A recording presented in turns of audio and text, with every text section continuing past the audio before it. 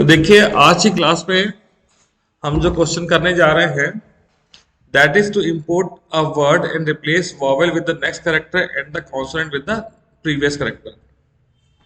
ठीक है, तो कोई एक एग्जांपल ले लेते हैं। वन नोट ले लेते हैं। ठीक है, तो ओ के बाद क्या आता है?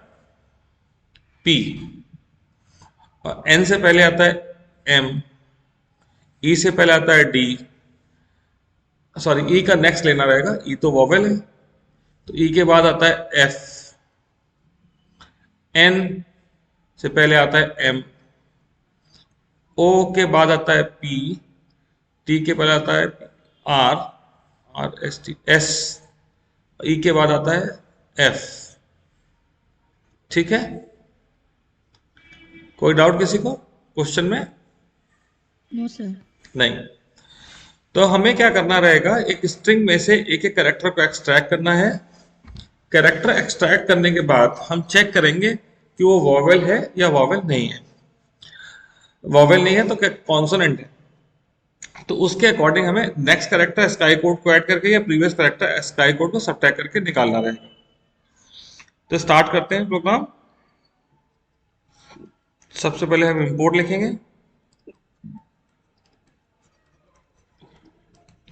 ठीक है, क्लास का कोई भी नाम दे दिया। कोडिंग कर देते हैं क्लास का नाम। मेन फंक्शन लिखा, पब्लिक स्टैटिक वॉइड मेन।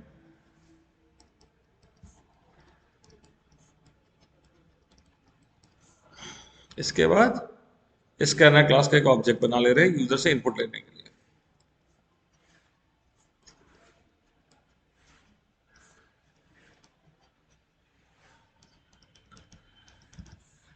हमें यूजर से एक वर्ड इनपुट कराना है, उसके लिए मुझे एक स्ट्रिंग डिक्लेयर करी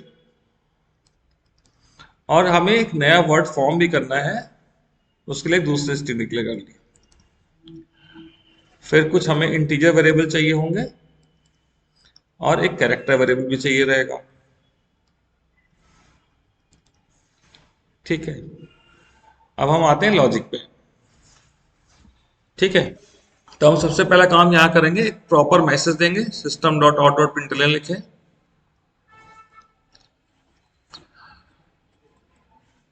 और एक मैसेज दिया एक वर्ड इनपुट कराने के लिए।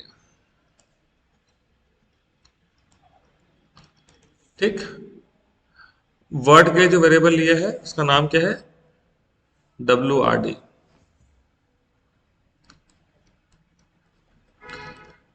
यहाँ स्मॉल लेटर कैपिटल लेटर दोनों लिए गए, इसलिए हम नेक्स्ट फंक्शन लगा देते हैं। ठीक, अब हम इस स्ट्रिंग से एक एक कैरेक्टर एक्सट्रैक्ट करेंगे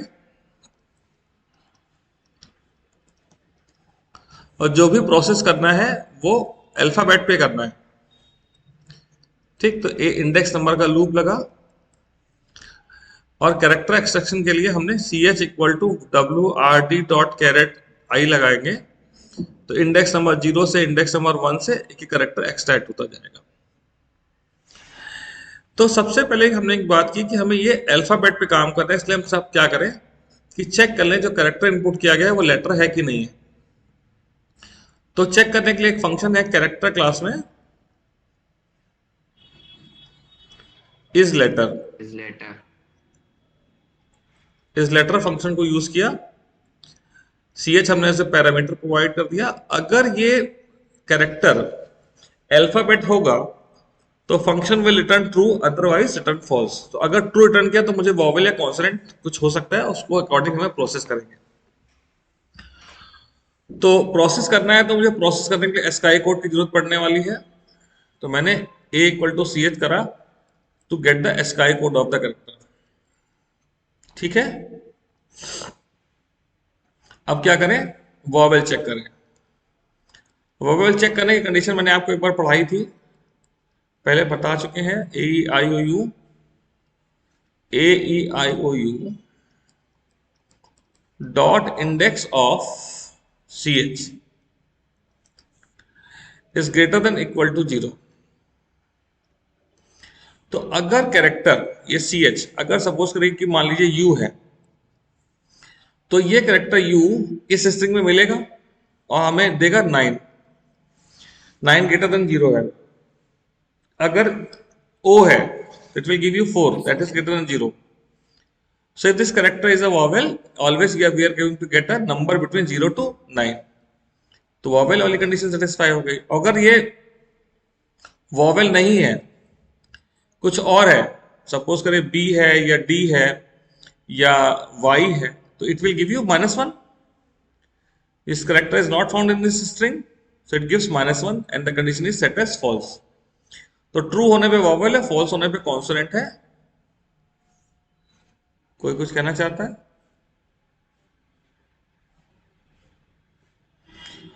तो वॉवल के केस में हम इसके स्काई कोड में +1 कर देते हैं, एल्स इसके स्काई कोड में -1 कर दे रहे हैं। तो वॉवल से नेक्स्ट कैरेक्टर का स्काई कोड आ गया वॉवल होने पे, और कॉन्सोनेंट होने में प्रीवियस कैरेक्टर का स्काई कोड आ गया।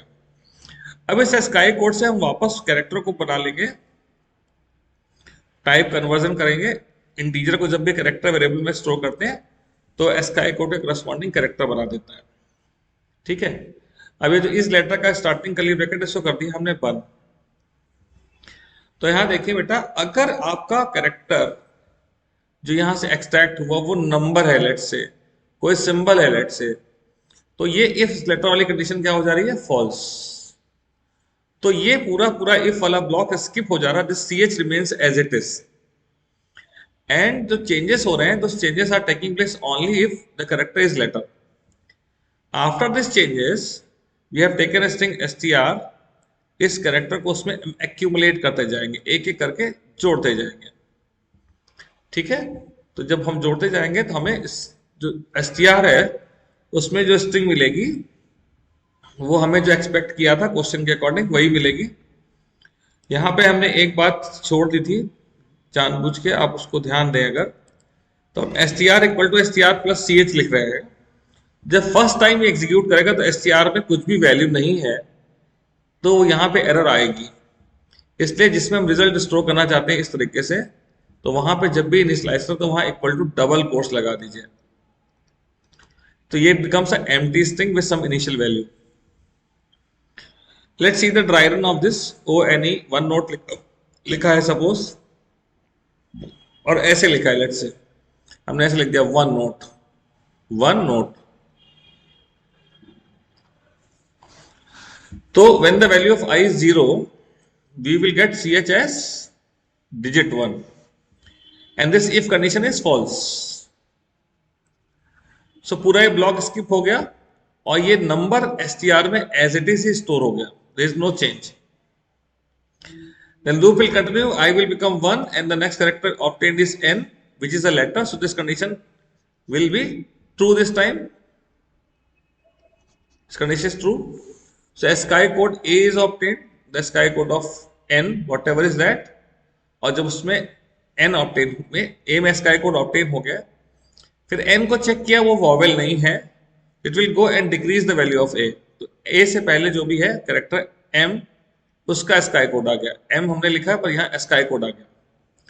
फिर CH = care of A statement लिखा है, इस स्टेटमेंट से CH की वैल्यू n की बजाय m हो जाएगी क्योंकि स्काई कोड उसमें m का है। फिर इफ से बाहर आने के बाद यहाँ पे m ऐड हो जाएगा। In the next iteration when the value of I is 2, we get O। O is a letter and the sky code of O is stored in variable A। O is a vowel, so this condition of checking vowel is satisfied this time, और हमें O के आगे P का sky code मिल जाएगा A में। और जब CH = care A execute होगा तो हमारे CH की वैल्यू O की बजाय P हो जाएगी, और if से बाहर आने के बाद वहां पे str में P स्टोर हो जाएगा। Like this process will go on। I hope this is clear to everyone। Now the next question is, input a word and interchange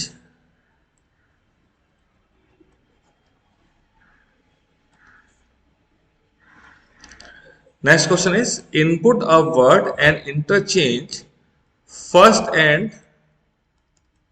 last letter of the word.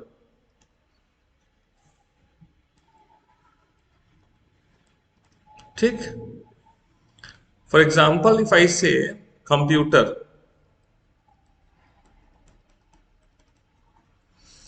the first letter is C, last letter is R. If we interchange, the output will be R O M P U T E C.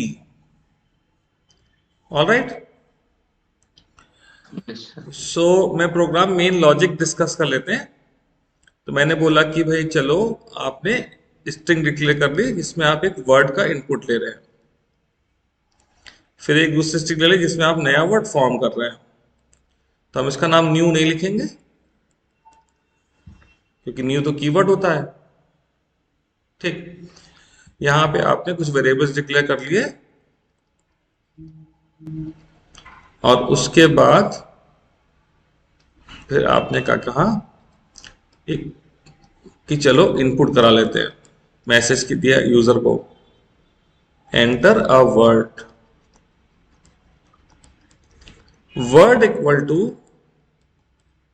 SN dot next. ये word input हो गया. अब word की length निकाली, length WRD dot length से length निकल आई. ठीक. लेंथ निकालने के बाद कहा कि अगर भाई लेंथ 1 है तो भाई इसमें पहला आखिरी वर्ड तो लेटर तो है ही नहीं, एक ही लेटर का वर्ड है. तो RES में हमने इस वर्ड को ऐसे डाल दिया. ऐसा ऐसा कोई वर्ड होता है?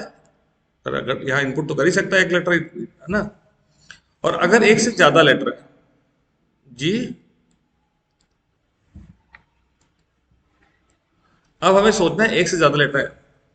तो एक से ज्यादा लेटर है तो इसके 3 हिस्से हैं. ये लेटर कहां पे है, आखिरी लेटर कहां पे है, ये L माइनस -1.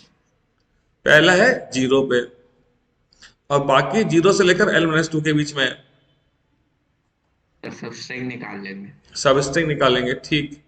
तो सबसे पहले हमें चाहिए आखिरी लेटर. तो हमने लिखा RES equal to WRD dot char at L-1. ठीक. उसके बाद 0 से लेकर L-2 तक चाहिए. तो हमें L-2 तक चाहिए पर हम क्या लिखेंगे, L-1 ओनली. सब स्ट्रिंग 1 कॉमा L-1. आप L-1 लिखोगे वो एक -1 तो अपने आप कर लेता है, तो L-2 तक ही हो जाएगा. फिर सबसे पहला कैरेक्टर आया कैर एट 0, तो एक नया वर्ड फॉर्म हो गया. इसमें कोई लूप भी नहीं लग रहा है. ठीक है. फिर आपने डिस्प्ले कर दिया RES को और आपका ये प्रोग्राम छोटा सा हो गया.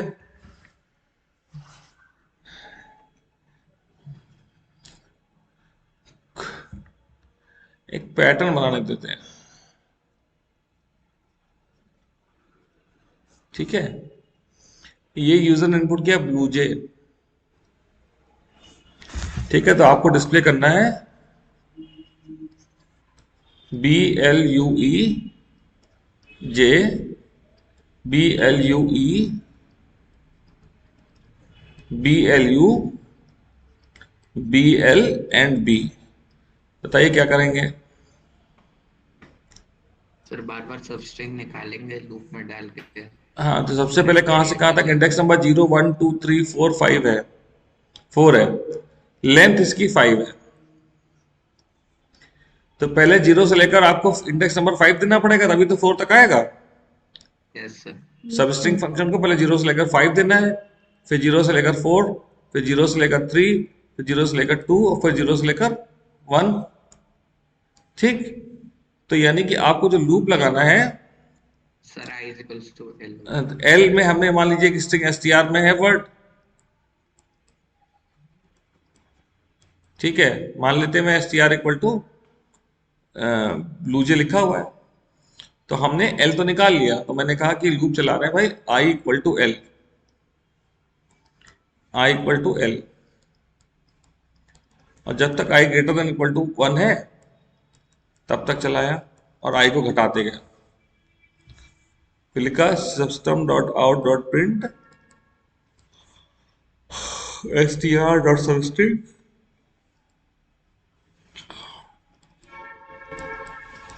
0, L। सर जीरो की भी जरूरत नहीं है इसमें तो। 0 की जरूरत तो है। 0, I। हमें स्टार्ट इंडेक्स तो हमेशा देना पड़ेगा।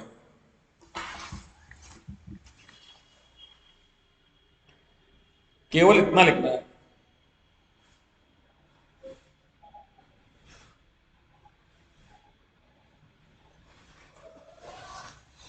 ओके।